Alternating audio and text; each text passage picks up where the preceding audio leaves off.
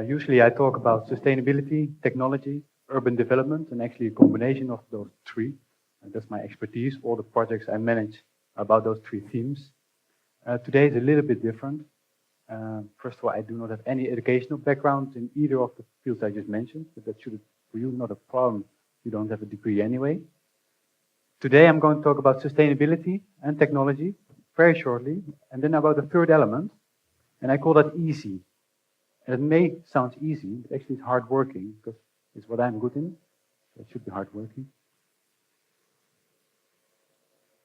About sustainability, I work for an organization, it's called Green IT Amsterdam. It's a consortium of IT companies, engineering companies, energy companies, and the universities around Amsterdam. And we have a mission. We have a mission to less CO2 emissions in 2025, 40% less compared to the situation in 1990, and then especially for the IT industry. And you can imagine the IT industry at this moment is much larger than we had in 1990. We were not using smartphones yet. We didn't have broadband. You were not downloading. You were not streaming. The platforms you are using now, like Netflix or Spotify, Facebook, Twitter, we didn't have such platforms at all. So for us, it's a very ambitious goal, but we agree on one thing, and that's sustainability. And I think at this moment, we all agree on the need of sustainability.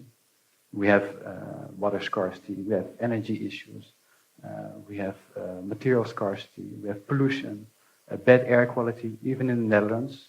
Many of us don't know that, but in the Netherlands it's actually one of the worst spots if it's about air quality in Europe. There's something wrong with my mic? Okay. So we all agree, sustainability, it's a need here, in other countries, globally. It's not a discussion anymore. Not as it was years ago. We had many arguments, research had to be done. Now we agree on this. But still, it hasn't been done, on large scale at least. Small, local initiatives, local windmills, we have them. But real sustainable society or cities, on a larger scale on different continents, we still don't have it. And you would think if we all agree on sustainability, the need, then all we need is the solution, so the technology to make it happen. And I agree. The technology we have, if it comes to renewable energy, windmills we have already for years. Yeah? They have proven themselves. The technology itself works. There's a business case in many situations, but it still doesn't happen. Like once in a while you see one windmill, but especially in the Netherlands, there are even places where you're not allowed to build windmills. So we still have a need, which is sustainability. We have the technology, and we are expanding the technology. At this moment, many new technologies are coming up. 3D printing, I think over here is a workshop. The Internet of Things, we're connecting everything on the Internet, the laundry machines, everything actually what uses energy, so it means that we can manage that very efficiently. Nanotechnology, very small parts of technology with some interaction, for example, or some elements which would make sustainability possible at least. And like that, there are like about 12, 13, we call them disruptive technologies, things that have the potential to change our situation, our quality of living, especially improve them.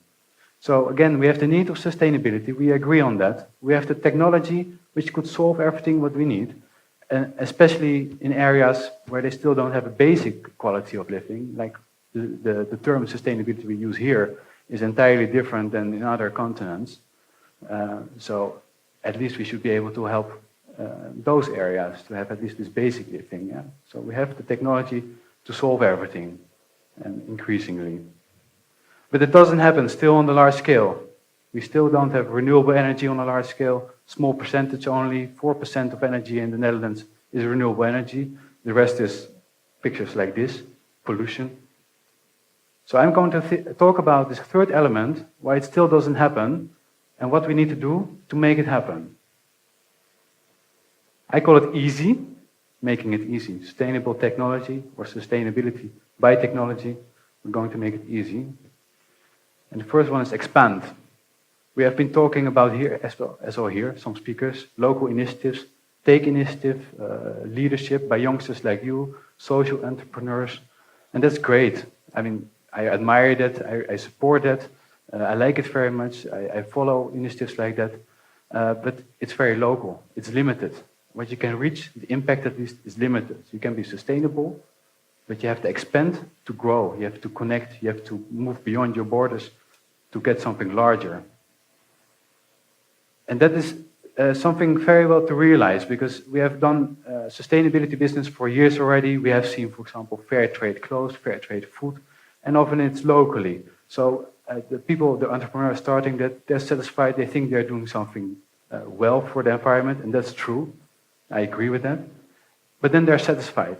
And for me, sustainability doesn't stop there. It's about impact, so the next level. And for that, you need to do something else. You don't look on your own process, your own business. You have to look beyond your borders, other entrepreneurs, and even literally. I know, for example, sustainable, innovative businesses in the Netherlands which have a successful product. For example, they're specialized in saving water. As you might know, we do not really have this issue in the Netherlands. But they have a product that works. They have a limited business case. It works. Their company is alive, and it keeps being alive. And that's okay for them. But there are areas in the world which might need this product possibly much more than we need it. But it doesn't get there, because the entrepreneur itself is satisfied with the situation of sustainability he has reached.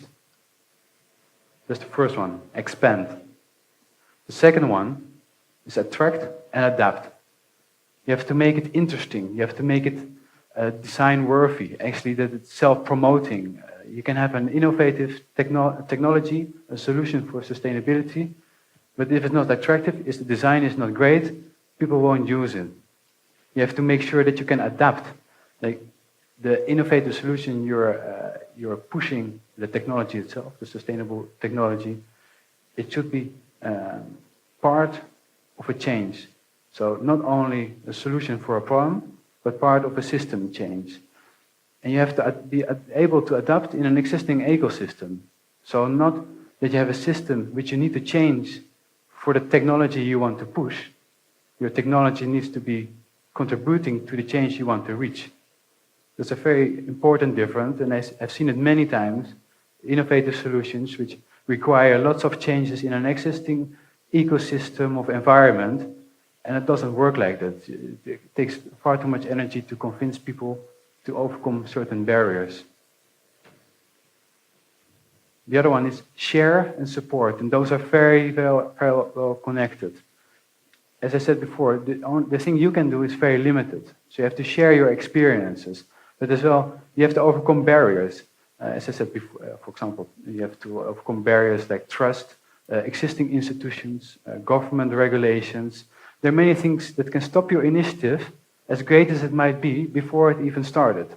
And for that you need support, and support starts by sharing your own experience, sharing your own expertise, being able to educate, and willing to do that without having a direct benefit to your own initiative. So in the beginning, maybe your business case of a return on investment, you do something and you receive immediately something back, might be not there. But it's important for the system of sharing and support.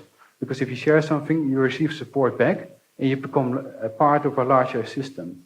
I'm not sure, Daan is not here anymore, but Daan from Peerby, he had a great service, but it makes part of something larger.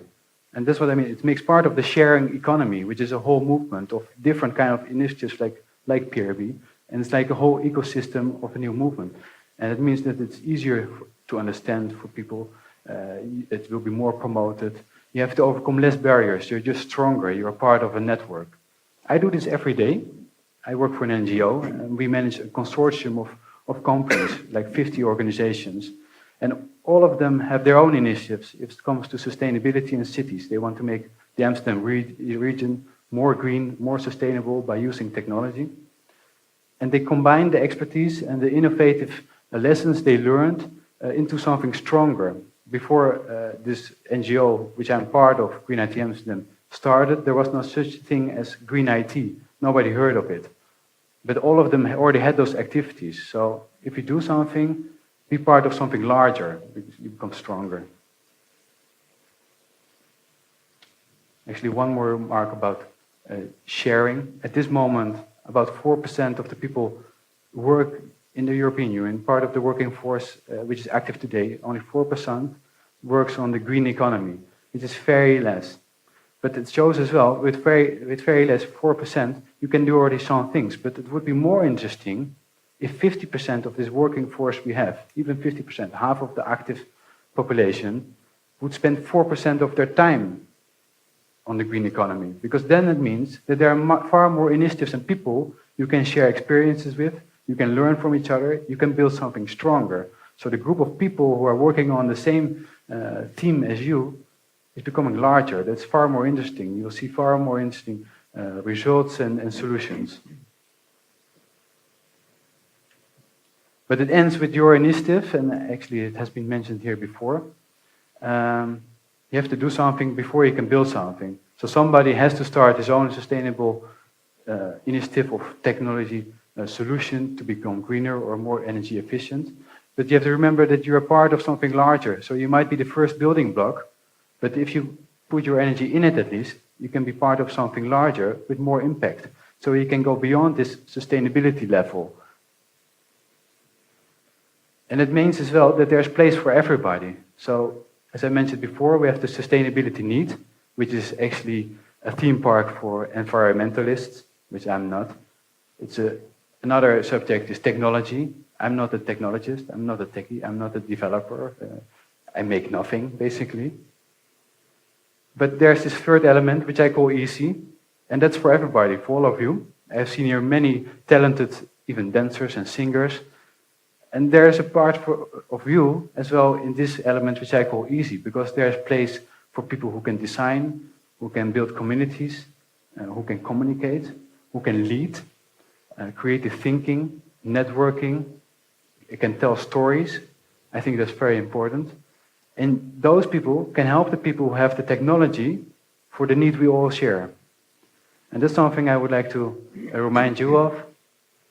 If we all spend 4% time on this, what I call the green economy, green cities, the environment we live in, and we do that in an easy way, as I explained before. So we share, we expand, we attract, we adapt, and we combine all the initiatives which might be in this room. We can work towards this green economy, and we can do that with the technology which is available. Thank you.